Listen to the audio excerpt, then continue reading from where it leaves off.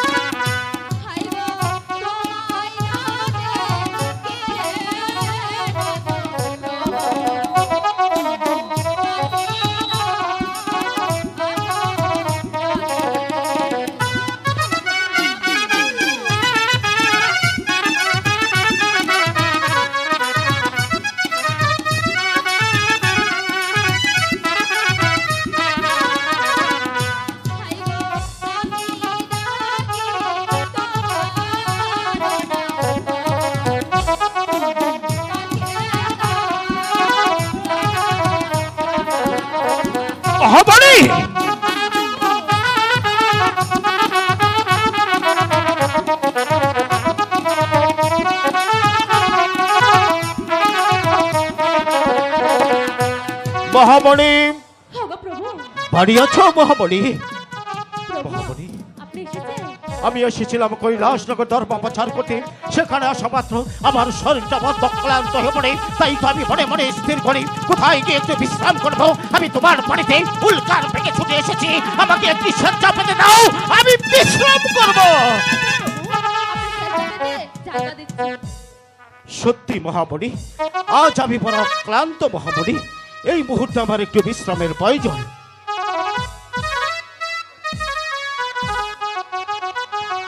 আমার প্রভু গেছে কৈলাসনগর ধর্ম প্রচার করতে, সে যে এখন পর্যন্ত ফিরে এলো না।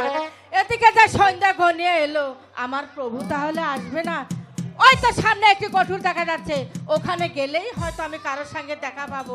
ঠিক আছে, আমি ওখানেই যাই।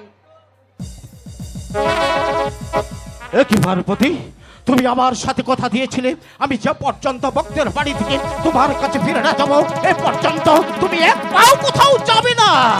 কথা আপনাকে দিয়েছিলাম, আপনি এসেছেন কৈলাসনগর ধর্ম প্রচার করতে। এদিকে সন্ধ্যা ঘনিয়ে আসছে, আমি ভাবছি এখন আমি কোথায় যাব। আমার প্রভু তো এখনো আসছে না, তাই তো ভাবছি ওই তো সামনে একটি কঠোর দেখা যাচ্ছে, ওখানে গেলেই হয়তো আমি কোনো আশ্রয় পাবো। এখানে এসে দেখি রাধা আর কৃষ্ণর মিলন। বাহ বাহ প্রভু, আমার ভাব তো ঘৃণা হচ্ছে যে আপনি এত নিচে নেমে গেছেন। পার্বতী, তোমার পাপতে ঘৃণা হচ্ছে? আমি এত নিচে নেমে পড়েছি? আমি দেবের দেবে মহাদেব এমন কি অপরাধ করেছি যার বিনিময় এই দেবের দেবে মহাদেব আজ এত নিচে নেমে পড়েছে? অপরাধ আপনি করেননি, অপরাধ করেছি আমি। কারণ এখানে যদি আমি না আসতাম তাহলে রাধা কৃষ্ণের মিলন আমি কখনো দেখতে পেতাম না। এ কি বলছো তুমি? কোথায় রাধাকে দেখেছো তুমি? কোথায় কৃষ্ণকে দেখেছো তুমি? একটি বার পার্বতী আমার কাছে বলে বলো, কোথায় রাধা, কোথায় কৃষ্ণ? আমি তার দর্শন নিব। বড় পার্বতী, কোথায় রাধাকে দেখেছো তুমি?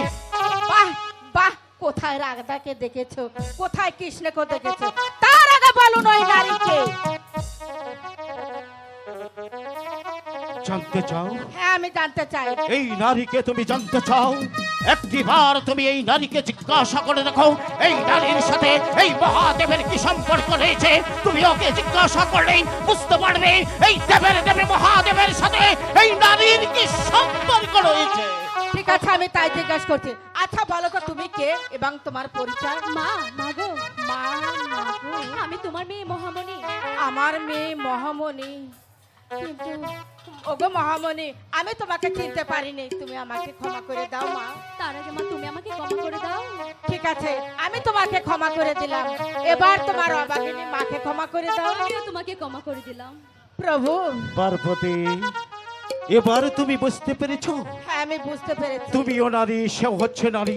তুমি এক নারীর পেটে জন্ম নিয়েছো, তুমি এক নারী হয়ে আরেক নারীকে অপবাদ দিতে যাচ্ছিলে। তোমার বাবা উচিত ছিল এই দেবের দেবে মহাদেবের অর্ধঙ্গনী হয়ে এত বড় কটু কথা কিভাবে বললে?